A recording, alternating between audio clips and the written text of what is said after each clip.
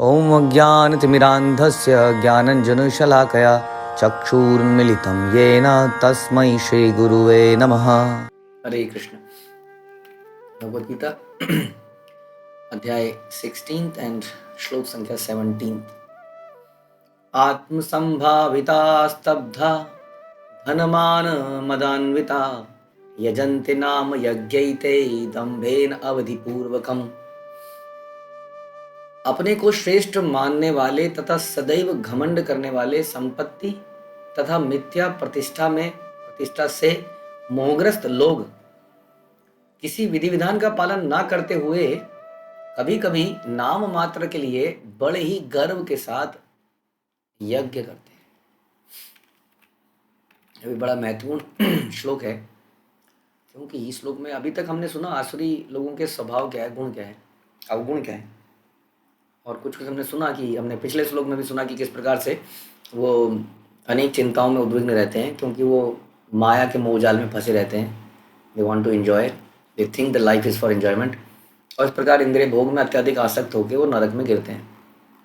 ये सब तो ठीक था, यहाँ तक सब ठीक था कि वो अपना ही नुकसान करते हैं, और क्योंकि वो हमेशा इस तरह के मोहग्रस्त में फंसे रहते हैं, किसी बात को मानते नहीं, किसी नियम को मानते नहीं। लेकिन यहाँ पर अब ये चर्चा हो रही है कि वो केवल ये नहीं करते, वो साथ में कभी कभी, जैसा हमने पहले भी चर्चा किया था, क्योंकि उनका जीवन का उद्देश्य केवल इंद्रिय तृप्ति है, एंजॉयमेंट है। तो कभी कभी आपने देखा होगा कि कई सारे बिजनेसमैन अपने ग्राहक से बड़े प्रेम से बात करते हैं। ऐसा लगता है कि संसार में सबसे हम्बल आदमी है तो यही है। बिल्कुल ग्राहक के आगे लेट जाता है। मेरा ग्राहक, उसमें लिखा भी होता है दुकान में, ग्राहक ही भगवान है, कस्टमर इज़ द किंग कहते हैं कई बार जैसे। तो आपको ऐसा लगेगा कि क्या ह्यूमिलिटी है, क्या इंसान है, लेकिन वास्तव में इंसान नहीं है। कहते हैं ना कि मुसीबत आने पर गधे को भी बाप बना लेना चाहिए। विच इज श्रीव्ड बिजनेसमैन, वो जानता है किसके साथ कैसे डील किया जाए ताकि अपना काम निकाला जाए। वो अपने काम को निकालना जानता है। कई लोगों में कला होती है कि बड़ी मधुरता से, बड़े प्रेम से बोलेंगे, अपना काम निकाल लेंगे। ऐसे लोगों से खतरा ज़्यादा हो जाता है, क्योंकि आदमी फंस जाता है उस चक्कर में। तो ऐसे ही ये आसुरी लोग भी इतने सिंपल नहीं है क्योंकि इनका जीवन का उद्देश्य एंजॉय करना है। इसलिए एंजॉयमेंट करने के लिए कभी कभी वो इस प्रकार के भी कार्य करते हैं जिसको देख के लगता है कि वो बड़ा धार्मिक व्यक्ति है। हाँ, लेकिन वो धर्म के पीछे उद्देश्य है क्या? काम, धर्म, अर्थ, काम, मोक्ष। धर्म किस लिए करते हैं लोग? ताकि क्या हो?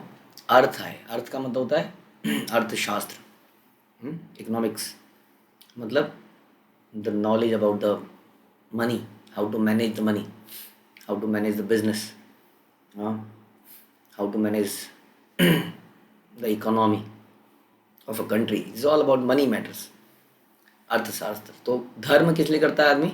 ताकि अर्थ आए, क्योंकि कुछ पुण्य कर्म करेंगे तो कुछ देवता कहीं कुछ प्रसन्न होंगे, कुछ दे देंगे, और फिर जब अर्थ आ जाए तो क्या करना है?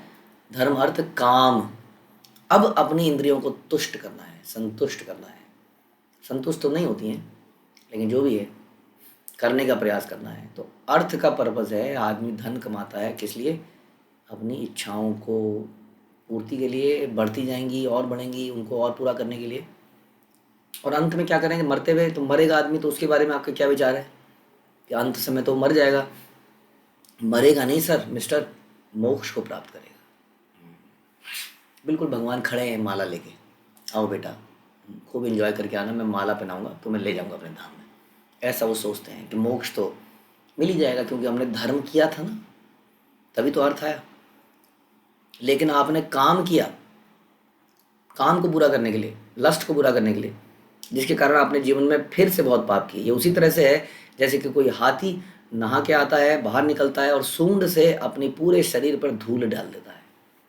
उसके बाद टॉवल नहीं है ना बेचारे पे, क्या करेगा? फिर से गंदा हो जाता है।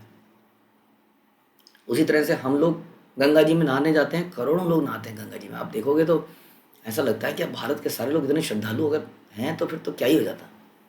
करोड़ों लोग नहाते हैं गंगा जी में, लेकिन बाहर निकलते ही वो वही काम फिर से करते हैं। यही क्वेश्चन परीक्षित महाराज ने पूछा था कि मुझे तो नहीं लगता कि ये प्रायश्चित करने का सही तरीका है, गंगा स्नान या ऐसे कर्म कांड। क्योंकि आदमी के अंदर जो कार्य करने की, गंदे कार्य करने की प्रवृत्ति है, इंक्लिनेशन है, वो समाप्त नहीं हो रही है। तो इसका क्या करें? हे सुखदेव गोस्वामी, इसका उपाय बताइए। दिस इज नॉट गुड कि आदमी सॉरी बोले और थप्पड़ मार दे, अगले दिन फिर सॉरी बोले और फिर थप्पड़ मार दे। This is not good. ये आदमी का काम नहीं है, मनुष्य का काम नहीं है, ये जानवर कर सकता है ऐसा काम, राइट? तो ये प्रश्न उन्होंने भी पूछा था। तब उन्होंने बोला था कि धर्म, वास्तविक धर्म को समझना पड़ेगा। ये तो धर्म, अर्थ, काम, मोक्ष में जो धर्म है वो धर्म है ही नहीं, वो काइटव धर्म है जिसका बहिष्कार श्रीमद् भागवतम कर दिए। वो धर्म नहीं, वो धर्म के नाम पे छलावा है। इसलिए जो यहाँ पर लिखा है कि वो कभी कभी नाम मात्र के लिए बड़े ही गर्व के साथ यज्ञ करते हैं, वो वास्तव में यज्ञ है नहीं, क्योंकि यज्ञ का मीनिंग भगवान बताते हैं, हाँ, कि भगवान की प्रसन्नता के लिए जो कार्य किया जाए वही वास्तविक यज्ञ है। यद करोषि, यद जुहोसी, यद असनासी इत्यादि, तद कुरुष्व मदर्पणम। यदि आप मुझे अर्पित करते हो तभी वो यज्ञ है, नहीं तो क्या? भूंजते ते त्वघम पापम ये पच्यंती आत्म कारणात। यानी कि जो अपने लिए खाना भी बनाते हैं, बाकी चीज़ें छोड़ दो, club, beer, whisky, this and that की बात छोड़ दो, खाना भी अगर आप खाते हो जो अर्पित नहीं करते हो वो पाप ही खाते हो। भूंजते ते त्वघम पापम, ये खुलासा भगवत गीता में होता है जो कोई करता नहीं है संसार में। तो इसलिए ये यज्ञ यज्ञ है ही नहीं, इसको हम कर्म कांड कहते हैं। अब कर्म कांड में जब आप भगवान के साथ छल कर रहे हो तो भगवान भी छल करते हैं, इसलिए भगवान से बड़ा छलिया कौन हो सकता है? पीपल आर ट्राइंग कि वो भगवान को चीट करें, इसलिए भगवान भी चीट करते हैं। भगवान क्या कहते हैं गीता में? जब किसी का मन किसी देवी देवता से आसक्त होता है तो मैं कर देता हूँ, जाओ जहाँ जाना है वहीं जाओ, वहीं पर आसक्त रहो, करो वहीं पर, उसी देवता के पास जाओ। क्या करें भगवान? ये था माम प्रबद्धन्ते। जब वो शरणागति चाहता ही नहीं, वो चाहता ही किसी देवता की सेवा करना, क्योंकि वहाँ पे उसकी इच्छाएं पूरी हो जाती हैं, उसके अनुसार बोल देते हैं, उसके अनुसार कर देते हैं इच्छाओं की पूर्ति। तो भगवान कहते हैं वो उसी देवता के विशेष के प्रति उसकी आसक्ति बढ़ा देते हैं। चलो कम से कम देवता को तो, किसी को तो मान रहा है, although not on the right path, this is not धर्म, बट कम से कम कर्म कांड तो कर रहा है। उनसे तो बेहतर है जो कर्म कांड भी नहीं करते हैं, लेकिन this is not a good way. भगवान कहते हैं अविधि पूर्वक है, this is not the right thing to do. इसलिए भगवान ये भी कह रहे हैं दम्भेन अविधि पूर्वकम यज्ञ ते, दम्भेन अविधि पूर्वक यज्ञ करते हैं, बट ये यज्ञ क्या, कैसा यज्ञ है? किसी विधि विधान का पालन ना करते हुए यज्ञ किया जाए, हाँ, कोई यज्ञ है ये? पंडित जी भी ऐसे होते हैं उनके, पंडित जी में बार्गेनिंग होती है। पंडितों को कैसे सेलेक्ट करा जाता है? जो देखने में थोड़ा अच्छा, किसी करोड़पति के यहाँ पंडित को सेलेक्ट, देखने में ठीक ठाक है आदमी, थोड़ा साफ कपड़े पहन के आ रहा है, बोलना उच्चारण साफ है, दैट्स इट, आओ जी करो पंडित जी, ये आपको रोज़ यहाँ पर करना है, मेरे को टाइम नहीं है, मैं अपना ऑफिस की मीटिंग निपटाया करूँगा, ये करूँगा, हाँ तो आप इसको निपटा लोगे? हाँ हाँ मैं इसको निपटा लिया करूँगा रोज़, ठीक है जी, आपके महीने के पैसे इतने हुए।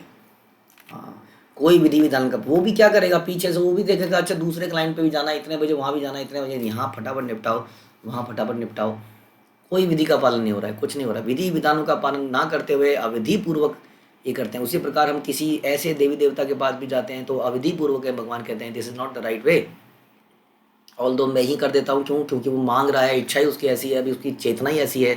तो ये जो खतरनाक बात इसमें क्या है अब समझने की, कि ऐसे लोग कई बार आध्यात्मिक गुरु बन जाते हैं। प्रभुपाद कह रहे हैं, ऐसे लिख रहे हैं प्रभुपाद कि क्या कह रहे हैं कि वे सन्यासी का वेश धारण करते हैं और उस वेश में सभी प्रकार का अधर्म करते हैं, हाँ, और आध्यात्मिक गुरु मान लेते हैं। और लोग क्या करते हैं, यहाँ लिखा है सामान्य लोग उनका प्रचार ईश्वर कह के कर देते हैं, उन्हें पूछते हैं, मूर्ख लोग उन्हें धर्म या आध्यात्मिक ज्ञान के सिद्धांतों में बड़ा चढ़ा मानते हैं।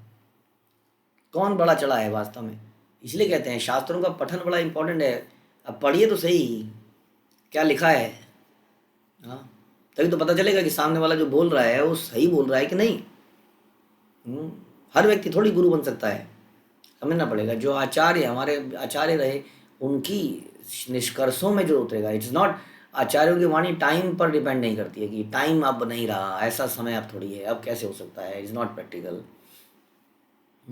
It will never be practical, because भक्ति करना प्रैक्टिकल रहा ही नहीं है संसार में। It is only A courageous man, दिलेर आदमी, इंटेलिजेंट मैन। भागवतम कहती है ना, जो बुद्धिमान लोग हैं वो कलयुग में इस भगवान की पूजा हरिनाम संकीर्तन द्वारा करेंगे। वहाँ भी कहते हैं बुद्धिमान लोग ही कर पाएंगे, it is not for everyone, intelligent and courageous आदमी इसको कर पाएगा। हाँ, डिफरेंट है, नॉन प्रैक्टिकल ही है। नॉन प्रैक्टिकल को भगवान प्रैक्टिकल कर देते हैं। गुरु की कृपा से पंगुम लांग यतिम गिरी, एक लंगड़ा जो है पर्वत को लांग के चला जाता है, गूंगा बहरा सुनने बोलने लगता है। हाँ, इसलिए समझना पड़ेगा। लेकिन जो ढोंगी होगा ऐसा ही व्यक्ति जो है तो आसुरी, लेकिन नाम के लिए यज्ञ इत्यादि कर देता है। एक कल्चर बन गया, एक फैशन बन गया है। आप जानते हैं आजकल के कल्चर समाज में, एक सो कॉल्ड एक हाई पॉपुलेशन, हाई जेंट्री है, हाई इनकम पीपल है, उनका ही अलग तरीके का भक्ति का रस है, वो भी करते हैं। ऐसा लगता है कि वो भी भक्ति करते हैं। हम तो हर महीने जाते हैं जी, गोवर्धन की परिक्रमा करते हैं। रास आज मैंने एक बार बताया ना आपको, हमारे कंपनी में एक व्यक्ति बोला हाँ अच्छा था, आप इस्कॉन क्यों? हाँ अच्छा अच्छा है। हम भी गए थे, अभी पूरा परिवार गया था, वृंदावन गए थे। अच्छा क्या किया आपने? रास करा था मेरा। मैंने मेरे को समझ, रास करा था मतलब व्हाट डू यू मीन रास किया था? नाचे थे क्या आप लड़कियों के साथ? नहीं तो उनका मतलब था कि रास करवाया था, मतलब कि वहाँ पर वो कुछ कुछ ऐसा चलाते हैं, वो रास लीला में से कुछ कोई वक्ता आता है, वो बोलता है, बीच बीच में कुछ नाच गाना होता है। कुछ भी असभ्य नहीं था, ऐसा नहीं कि वो करते थे रास, लेकिन कहने का मतलब है उसमें कोई फिलॉसफी नहीं, कुछ नहीं। लोग जानते ही नहीं है जीवन में करना क्या है, जानवर की स्थिति में है, खाने पीने का, तपस्या का, शुद्धिकरण का कोई प्रोसेस नहीं पता है, कोई भगवान एक है कौन है यही क्लैरिटी नहीं है, लेकिन रास लीला वो सुनना चाहते हैं, रास करवाते हैं। तो this is the thing, high gentry है, एक कल्चर बन गया। ये भी एक सोफिस्टिकेशन है। हम वृंदावन जाएंगे, चलिए जी, जाएंगे और गालों में कहीं कहीं कोई राधे राधे लगा देगा, इधर उधर लगा देगा, तो हाँ। तो दिस इज़ द, ये आजकल की जो जनरेशन है ना, ये बड़ी प्रैक्टिकल है, ये शर्माती नहीं है कहीं पे, ये रंग में रंग जाती है। ये विदेश में जाते हैं, इंडिया में तो साड़ी पहनेंगे और विदेश में जाके पैंटों में आ जाएंगे और निकरों में आ जाएंगे, क्योंकि they are very practical, they want to mix. क्यों, क्या कहते हैं वो, कोई कहावत है इंग्लिश में कि अगर हम नेपोलियन मतलब यूरोप में जाओ तो उसकी लैंग्वेज बोलनी पड़ेगी, you have to be like that. Rome, if you want to roam in something, ऐसा है ना कुछ, Rome in Rome you have to learn the Rome, whatever. So यानी कि वो कहते हैं कि वैसा ही बनना पड़ेगा, तो हम वैसे ही बन जाते हैं। हम्म? इसलिए जब गए थे, अभी हम भौतिक थे, अब हम राधे राधे में गए हैं, तो हमने राधे राधे कर लिया है चारों तरफ। हाँ, मज़ा आ रहा है, आनंद आ रहा है जी। हम्म, थोड़ी लस्सी पी ली है, लस्सी पीती पीते लस्सी थोड़ी सर पे डाल ली है, क्योंकि उसमें थोड़ी भांग भी थी। क्या करें, होली का समय था, गए थे, हाँ होली मनाई जा रही थी तो पी ली। ब्रज है, ब्रज में चलता है, ब्रज की होली तो ऐसी होती है, मतलब पता नहीं कितने तो कस्टम बना दिए। डांडिया है जी, dandiya, dandiya, but dandiya represent Raslila which was done by Krishna. हम भी डांडिया करेंगे, मेरी भी कोई डांडिया आएगी। पता नहीं कौन आएगी, कोई नहीं आएगी। शराब पी के लोग डांडिया करते हैं आजकल, और वहाँ पे बड़े कुकर्म होते हैं, सामने समय पता चला बहुत ज़्यादा। वैसे ही मंदिर है, हाई लोग आएंगे, हाई क्लास के लोग। अभी हम पीछे मंदिर गए परसों, हमने देखा कि मंदिर में जगह जगह पर तोता मैना बैठे हैं, यानी कि लड़का लड़की। हमने कहा बताइए, कोई जगह तो छोड़ देते हैं लोग। तो दिस इज द थिंग, ऐसा लगेगा कि वो धार्मिक हैं, लेकिन वो धार्मिकता के नाम पर कुछ और कर रहे हैं। और ऐसे लोगों को देखकर बाकी लोग भी कहते हैं, क्योंकि यदि यथ आचरेति श्रेष्ठा, although they are not श्रेष्ठा, बट पीपल सोचते हैं जो धनी व्यक्ति है, जो पढ़ा लिखा व्यक्ति है, वो श्रेष्ठ है, इसलिए लोग उसकी नकल मानना चाहते हैं। हाँ, इसलिए लोग भी वैसे ही धार्मिक आडंबर करने लगे हैं, चाहे वो धर्म के नाम पे कुछ ना जानते हों, लेकिन उनको बड़ा बड़े तरीके से वो पूजा पाठ कराएंगे, अपने घर की दुकान खोलेंगे, ये सब करेंगे, या कोई यज्ञ कराएंगे, और यज्ञ के नाम पर एक धोखा होगा। तो यहाँ बता रहे हैं इसलिए कि ये असुर जो हैं, ये असुर इन प्रतिबंधों की परवाह नहीं करते, किसी प्रतिबंध को। वो सोचते हैं कि जो भी मार्ग बना लिया वो बना लिया, मैंने बना लिया, क्योंकि मैं सक्सेसर हूँ, मैं जो करूँगा वो रास्ता है, बाकी लोग उसी को फॉलो करेंगे। मैं जहाँ खड़ा हो जाऊँगा, लाइन वहीं से चालू होती है। हाँ, वो कह सकते हैं ऐसा, क्योंकि उनके बहुत सारे फॉलोअर हैं, क्योंकि वो बहुत सक्सेसफुल आदमी है सांसारिक रूप से। उनके समक्ष आदर्श मार्ग जैसी कोई वस्तु ही नहीं है। यहाँ पर अविधि पूर्वक शब्द पर बल दिया गया है, जिसका अर्थ है कि विधि विधानों का परवाह ना करते हुए ये सारी बातें सदैव अज्ञान और मोह के कारण होती हैं। तो it is very important, don't get influenced. हाँ, किसी की भौतिक सक्सेस से इन्फ्लुएंस मत होइए, किसी की बातचीत की चाटुकारी पर, हाँ, लच्छेदार बातों पर, उसके रोते हुए आंसुओं पर मोहित मत होइए। इट इज़ आवर ड्यूटी कि हम शास्त्रों का पठन करें, अध्ययन करें और समझें कि क्या सही है, और उसके अनुसार शास्त्र आर द बेसिस। हाँ, शास्त्र ही आधार है। इसको ध्यान में रखते हुए देखें कि किसको फॉलो करना है, किसको नहीं करना। नहीं तो आसुरी लोगों को फॉलो करेंगे तो हम भी असुर योनि में जाएंगे, नरक में गिर जाएंगे। हरे कृष्णा। श्रील प्रभुपाद की जय, भगवद गीता की जय।